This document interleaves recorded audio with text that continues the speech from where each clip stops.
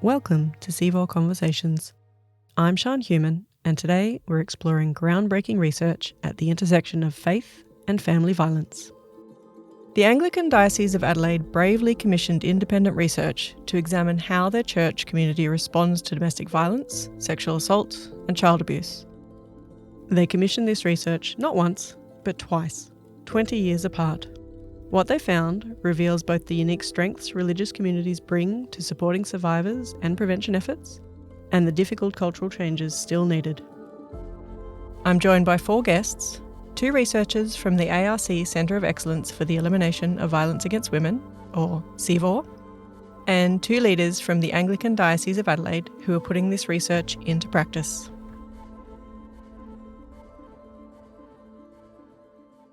My name's Joan Riley. I'm an Anglican priest in the Diocese of Adelaide, and I've been an ordained priest since 2005. Worked full-time as a parish priest and studied alongside my role and achieved my PhD in 2017 through Flinders University. My PhD was based in biblical studies, which I feel sort of helps me in this space and in the work that I'm hoping to do as I contribute to important research in ending coercive control and working towards the elimination of domestic and family violence in the church.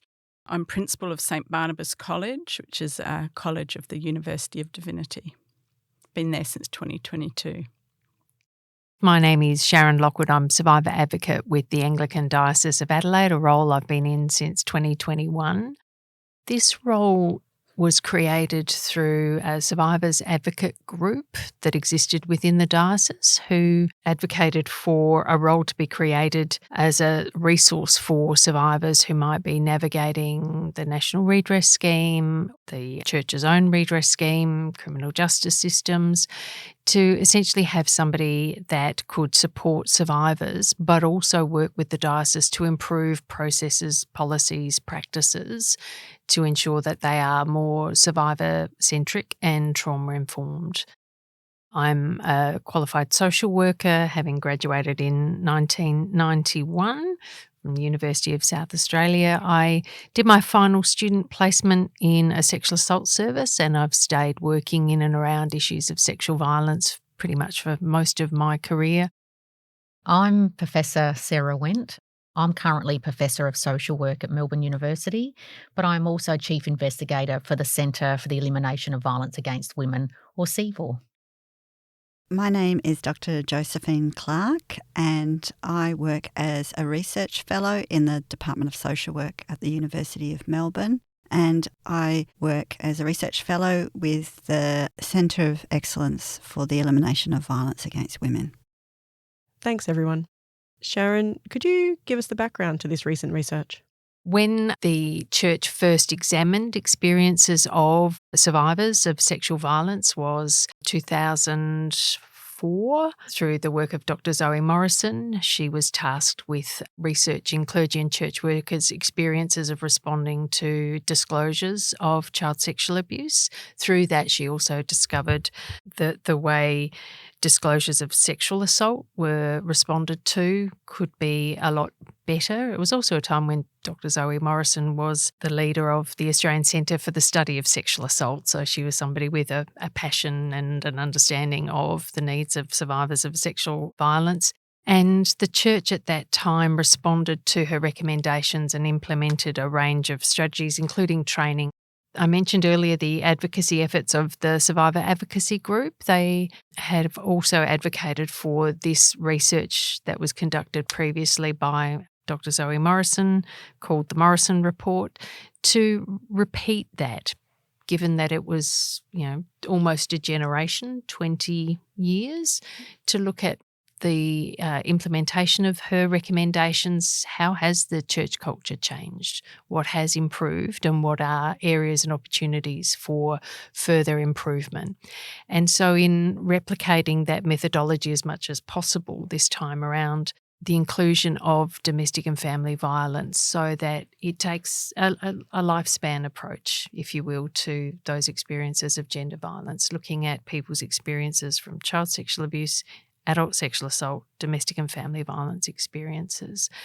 What I feel particularly pleased and proud of with this research is that it challenges those silos. It breaks down those artificial separations between those areas. We've got very fragmented service systems. And so what this research reveals is the importance of all of those issues that I mentioned being resourced and recognised as being as important as each other. What the research also looked at was the safe ministry practices that were recommended by the Morrison report. How have they been implemented? How have they been experienced by the church? What have they changed? What have they improved? And what else needs to be done? With that request from survivors, the church reached out to Professor Sarah Wendt and Dr. Josephine Clarke, who had just finished similar work with another denomination. So the Anglican Diocese of Adelaide reached out to me because together Josephine and I had just completed a major study with the Lutheran Church of Australia on understanding men's use of violence in religious contexts. And so it was beautiful timing because the Anglican Diocese of Adelaide had commissioned research nearly 20 years ago into understanding clergy and church workers' responses to or attitudes around child abuse and neglect and adult sexual violence. And they were looking for an opportunity to repeat that study to see if things had changed over time. You don't get that chance often in research. We kind of call that longitudinal research. And so to be able to look at and replicate a methodology 20 years later was really exciting. So Josephine and I, of course, jumped at the chance to be able to partner with a religious organisation, particularly a church organisation, to want to look at this topic is brave. Particularly, it takes courage to see if things have changed over time.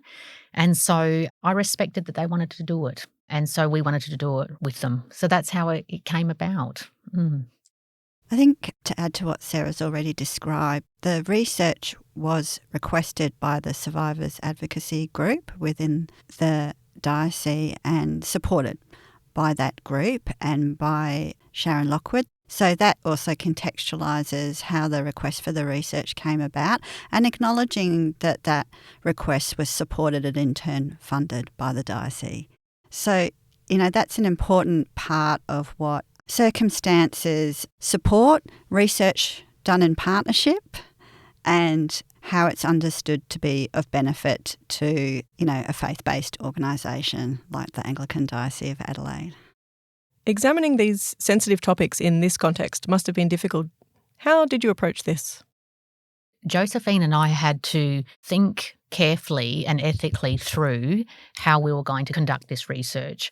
And I say that for two reasons. The church hierarchy are your authorising environment. So for it to have endorsement, for it to have support was really important so that we were able to reach as many people to participate in the study as possible. The second reason in terms of thinking this through ethically and carefully is because one has to think about safety when doing this research as well. And so we went through a couple of processes. Josephine in particular went through the Morrison report with a fine-tooth comb to create the rigour and the validity so that we could repeat it as close as possible to when it was done 20 years ago. The Advocacy Survivor Group also pointed out that the Morrison report focused on child abuse and neglect and adult sexual violence, but it didn't include domestic and family violence. And so we advocated then with them to the hierarchy that we wanted to include that. So here's an opportunity to also look at how the church as a body understands and responds to or their attitudes regarding domestic and family violence. So that was a really important part, is listening to the survivor advocacy group about getting that included, listening to the Morrison report and trying to repeat that as close as possible. The second major piece was the opportunity. When you have the Archbishop support the study, that was extremely important. So that allowed me to sit in a room with him, in a meeting room with the leaders of the Anglican Diocese, and actually talk about the study. So what its purpose was, how it would be done, how people will be kept safe, and the ethics required to do research. So it gave us an opportunity to get to know each other, also for those leaders to ask questions. but also an opportunity for me to explain the ethics processes. So this study, of course, was put through an ethics committee, and that process, enabled engagement with the issue, but it also enabled a reassurance that the study was to be done rigorously, independently, but also ethically and safely. And so to be able to provide our willingness, Josephine and I provided the ethics application to those leaders so that they could see it and discuss it. We sought feedback from the advocacy survivor group around how we're going to do this, the recruitment, keeping people safe, asking the questions. So we tested and piloted a lot of this before we then started to conduct the study. They're really important authorising environments for a study to be done and endorsed and supported from start to finish. That authorising environment also gave us access to the Anglican Diocese of Adelaide's team of people who write the newsletters, do the media for the Anglican Diocese. So we were able to then distribute an invitation to the study through that network. And so when you have the endorsement, when you recruit into that network, there is an element of, perhaps trust that this is going to be okay. So when you've got support of the hierarchy and you use the networks of the church to distribute it, therefore it's kind of like being on the inside and people trust then that process a little bit more. So as researchers, it was not what we kind of often call cold calling or trying to get in as outsiders. There was a lot of work in terms of building partnership, building rapport, having conversations, learning a bit about each other before that research process could, flow out into the church. And so I think as researchers, we need to be aware of the time that one has to invest in doing that, to go with those conversations, without judgment, but curiosity, to go with those conversations, without fear as well, but also to have colleagues around you that you can talk about, what you're ethically challenged by or how you're reflecting or sitting in that space. So Josephine and I were able to talk with each other around ideas of safety, ideas of doing this research ethically, how we represent this research in an honest way to a church that might be scared of the findings. So it is important that one prepares oneself to enter this space, but to do it in partnership with, and that's with the church, but also having colleagues around you and champions like that working group, the Advocacy Survivor Working Group. All those pieces come together to actually enable a really good process for everyone. In terms of ethical, safe research and forming partnerships, I also reflect on the importance of being open around what we are going to look at and what we could potentially be reporting on. We were very honest in our study with a Lutheran church, and again, when I sat with the Archbishop and his leaders for the Anglican Church, is we had an agreement that we would be collecting findings. This is independent research, so we will be reporting what we find. But equally, we would be respectful in sharing that with the church before anything is released. And so you don't want to catch your partners out. You don't want to position people as, problematic. And often religion is fearful of that. And so they were really important conversations to say, when the findings are in and when we've written this up, we will sit down with you and explain and talk about them with you. We're not just going to share it to anyone and everyone without you as the commissioning organisation to have a look at this and to get your heads around it. And so those conversations, particularly around gender and gender inequality, could be had with the Archbishop or the Bishop of the Lutheran Church as another example, and the leadership group to explain the importance of that finding and how the church could have time to respond to and digest that.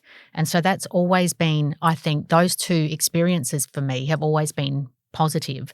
So the Lutheran Church and the Anglican Church have accepted all the recommendations of those research reports. Some of it's hard reading for them, but it wasn't about tricking them or, showing the world what they do. It was about understanding that this is a tough issue, that gender is central to it, but that's not unique to religion. Gender's central to a lot of this in terms of other institutions of society.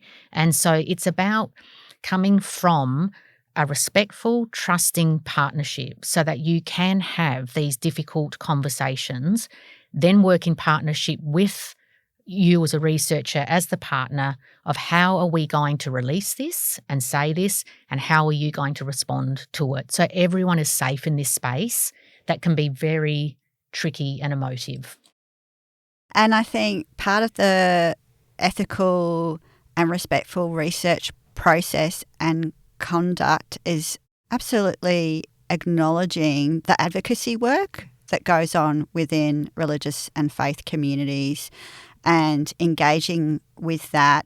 And it's difficult work because there are advocates within faith communities that are doing amazing and important work to support improving understandings of interpersonal violence and abuse and improve policies and practices so they're supporting their community capacity to transform and affect change to address gender-based violences. And so, the purpose of the research is to support that work in a really respectful way.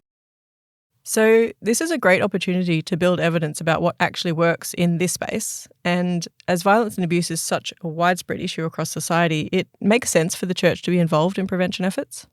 Certainly Joan would know from her experiences throughout your time in ministry how much of a significant issue this is for people. It is, from a pastoral perspective, the church is a place where support can be offered for women when they experience violence. There's a lot of things that the research shows that we need to do better. There's also some things we do well, and our pastoral caring and our spiritual support of women is just one of those things that the church has which is unique in our society, I think. So it's something that's not based on forms and, can you do this? Have you done this? Have you filled that out? It's just come and be, and we'll listen and support you. And sometimes that takes the form of material support as well, like helping with household items and providing transport, sometimes even accommodation, and being there.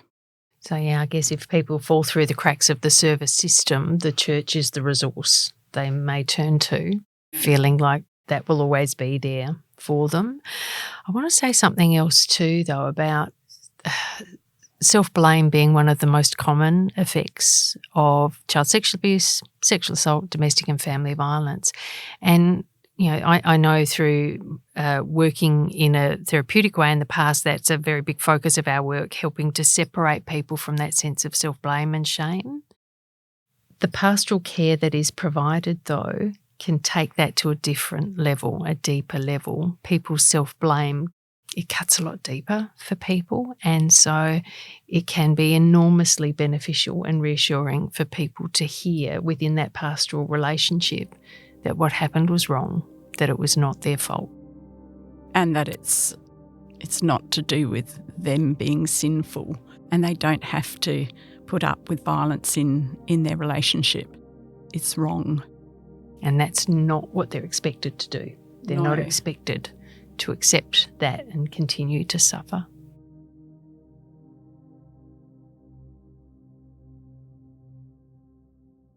The researchers saw this strength too, and it's becoming a major focus of their work.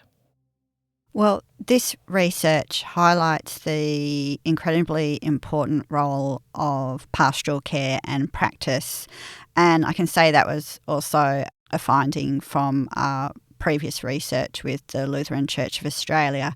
So in terms of our current scope of research with the Centre of Excellence for Eliminating Violence Against Women, our first research project is really to support further understanding of how pastoral care is understood and practiced and what it offers in addressing violence against women.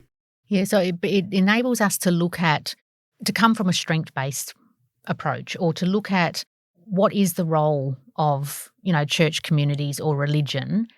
And often, when I speak to Reverend Joan or we, in our findings, there is not an expectation that church communities have to be everything to everyone or they have to be an expert in everything. So it is about giving people permission to say it is okay to partner with, a specialist organisation. They've got knowledge that you can learn and grow from.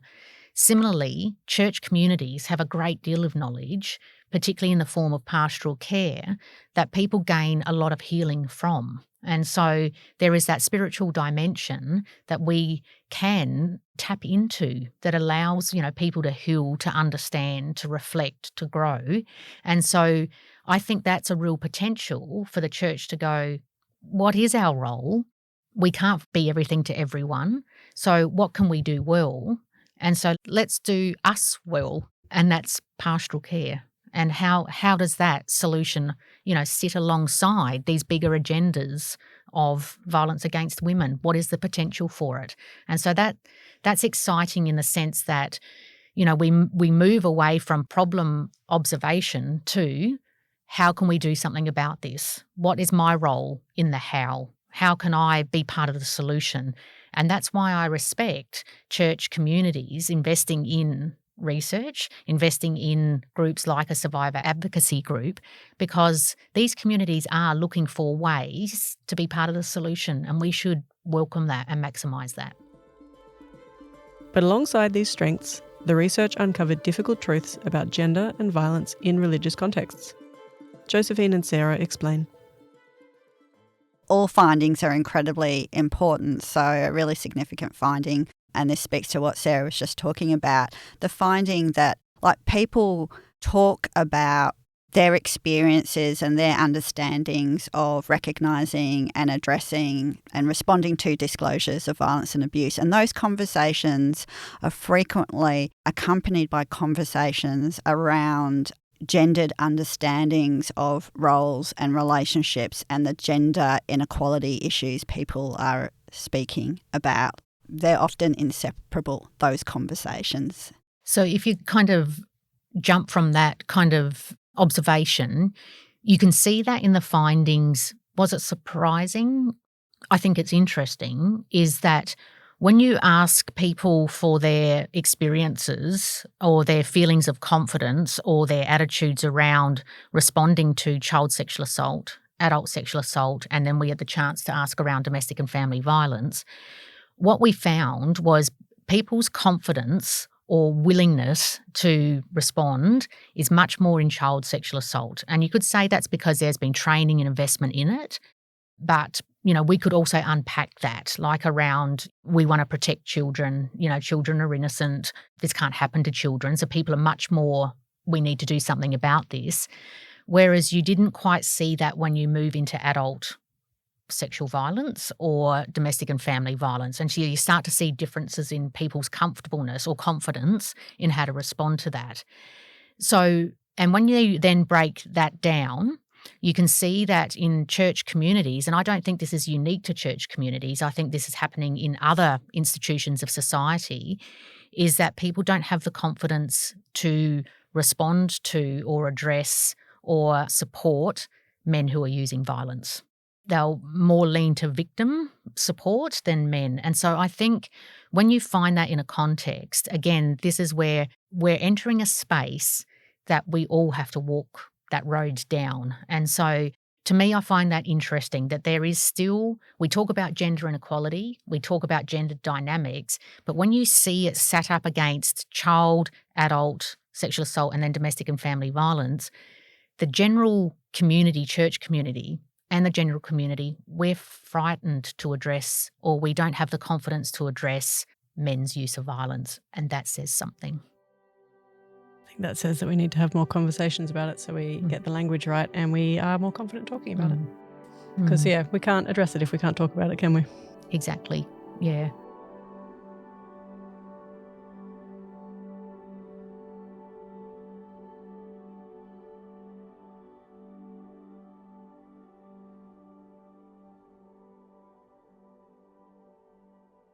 Joan recognises these patterns from inside the church, and she's not afraid to name them. Unfortunately, the church has been a space where spiritual abuse has occurred, and that includes the misuse of biblical teachings to try and encourage a woman to stay in a relationship because the Bible says, and you won't be saved, you'll be cut off from God if you stay in the relationship, you'll be saved. And it's wrong to divorce, and it's not helpful for people, and it's caused a lot of women to leave the church or be cut off from the church as well in the past. So I think one of the great benefits of the research is that it's helping the church community to have a raised awareness of the things that matter, and that violence in society actually happens in the church as well. I think there are places within the church that are finding it difficult to accept that violence does happen within their own communities, and that sometimes their own communities enable and condone that violence by their teaching, their preaching, and women are expected to put up with it. The church is very vulnerable to coercive control, and Scripture has been misused and women have been made to suffer. But actually there's ways of interpreting Scripture that empower women and say to women that God loves them and that what has happened to them is wrong, and they don't have to put up with that. They can be validated within the community, they can be supported, they have a right to be there. And they have a right to be safe.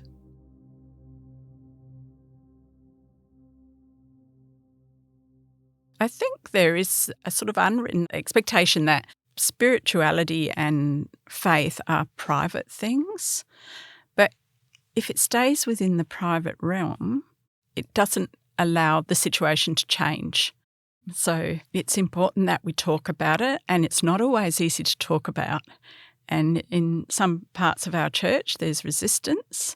And so this is where, like, the work I'm passionate about is in researching how the church can respond and prevent first and respond better and dismantle some of those understandings where the man is the head of the house and a woman has no authority, and within the church community that the man is the one that leads the worship, that leads the readings and the preaching. Where authority comes from, that understanding needs to be dismantled to enable and empower women. And I think the church has a big cultural shift ahead of it.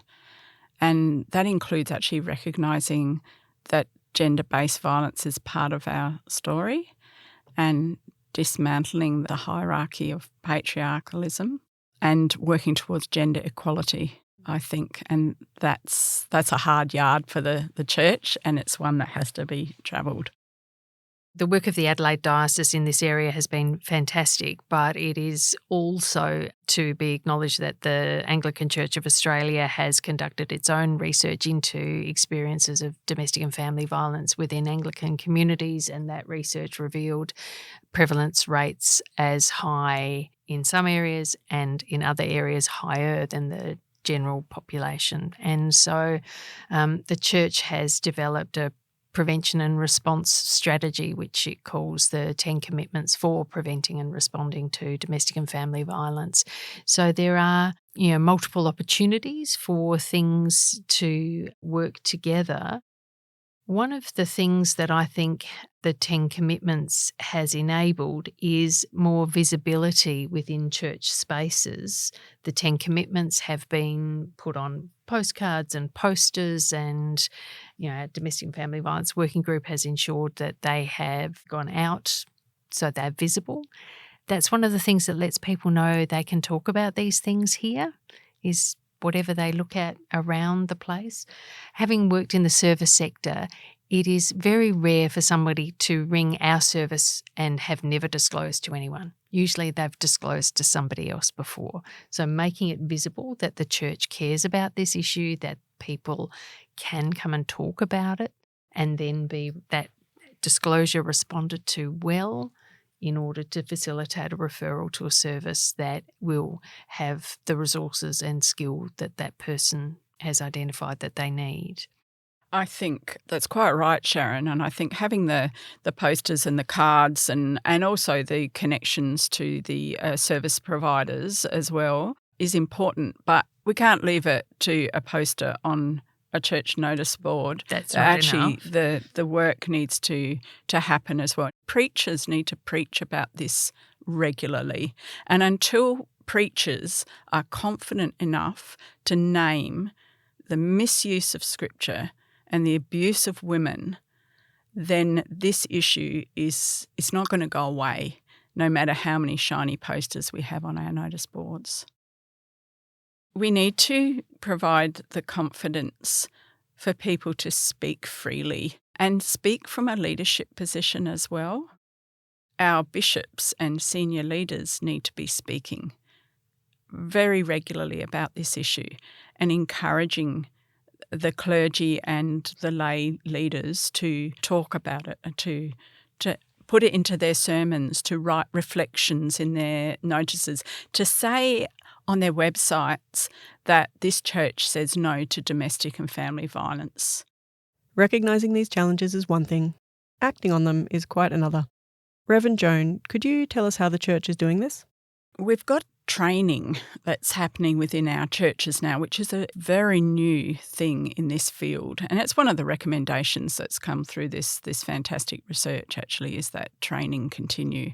And training raises more awareness of what's happening and gives clergy and church leaders confidence and helps them to know that reaching out to secular organisations for expert help is what we should be doing.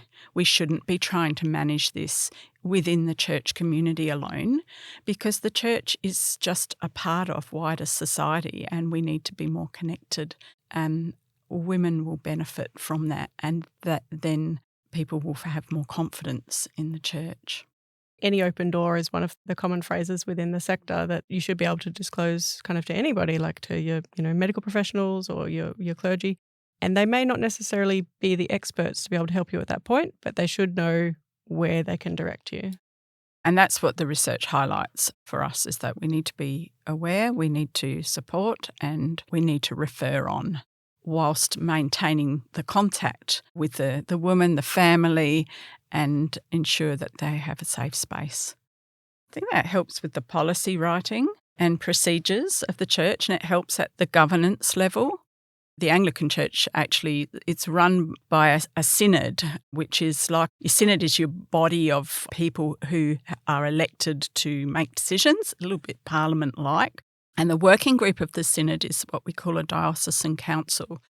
And so the diocesan council has before it and has endorsed the research that's happened here. And now the next step is implementing the recommendations. So that's where we have to keep the pressure on to ensure that the process happens. I mean, it was certainly really important that the diocese was able to fund the research, was receptive to the request from the survivor advocacy group to conduct it. So there's certainly been that support, resourcing, and all recommendations have been accepted and will be implemented. And certainly that's our work cut out for us and others within the church. So our group, our Domestic and Family Violence Working Group, has created a first draft of a domestic, family and sexual violence policy. That's the first part of implementation that's happened since the research was released. Yeah, and St Barnabas College is involved in the training as well of the people in the church through Sharon's work. And the college is instrumental in delivering that opportunities for training. And taking that lifespan approach.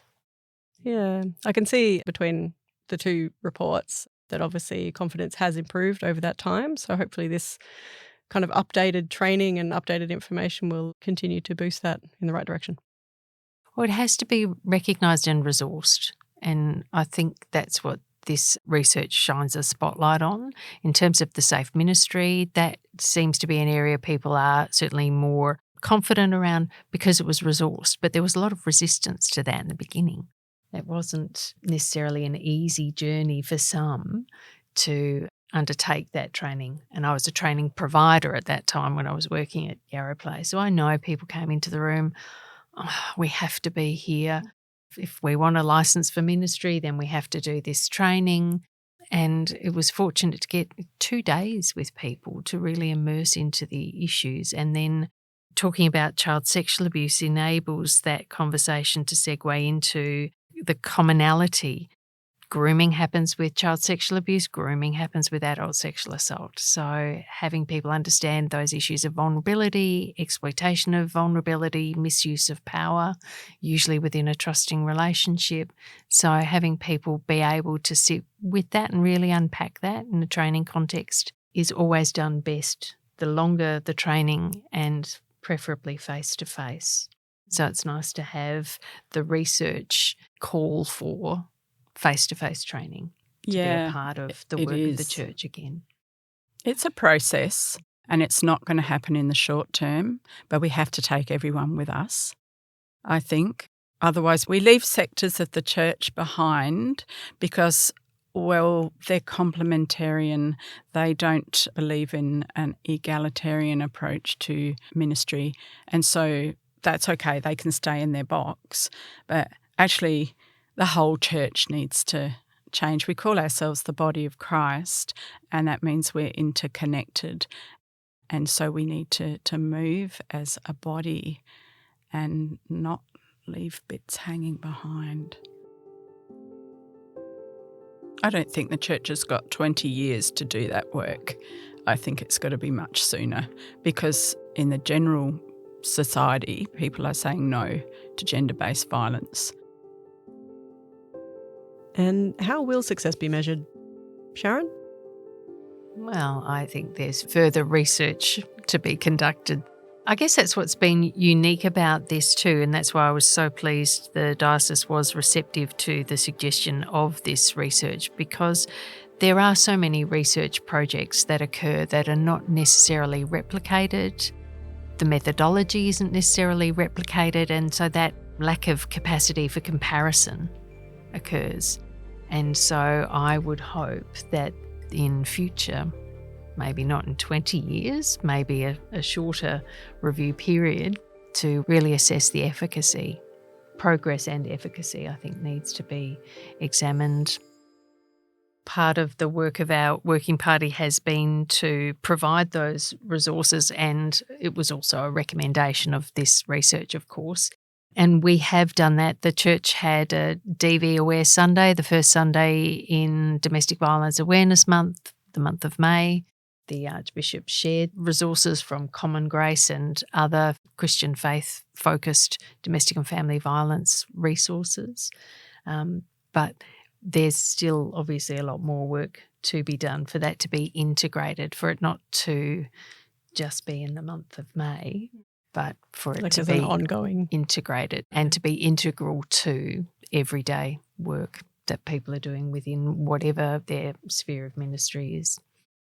It's an absolute privilege to do the research. Yeah, it is a privilege to do the research. Yeah, and so to be able to be part of a centre of excellence that is, investing in, understanding different contexts in which violence against women occurs, it is a real privilege to be able to work in spaces that haven't been explored yet. And so it is a privilege to be able to work alongside religious communities, the institution of religion. Hey, it's a big part of our society. And so, I just want to thank and feel privileged for the opportunity to be able to do this work through a centre that actually doesn't shy away from these issues either and is willing to take it on.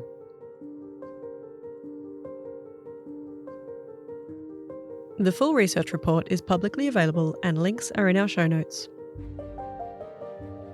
This research shows us that change is possible when institutions are brave enough to look honestly at themselves, when survivors are centred in the process, and when communities commit to the hard work of transformation.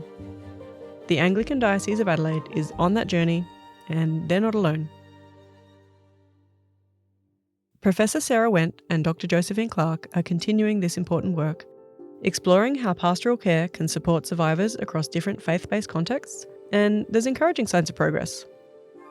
Recently, Dame Sarah Mullally was appointed as the first woman to lead the Church of England, a historic milestone that opens new possibilities for gender equality in religious leadership. Thank you to Reverend Joan Riley, Sharon Lockwood, Professor Sarah Wendt, and Dr. Josephine Clarke for this conversation. I'm Siân Human, and thank you for joining us on CVOR Conversations.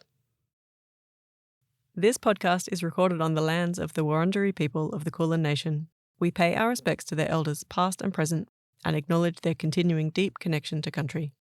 We also recognise the many diverse traditional custodians across Australia and extend our respect to all Aboriginal, Torres Strait Islander and other Indigenous peoples around the world.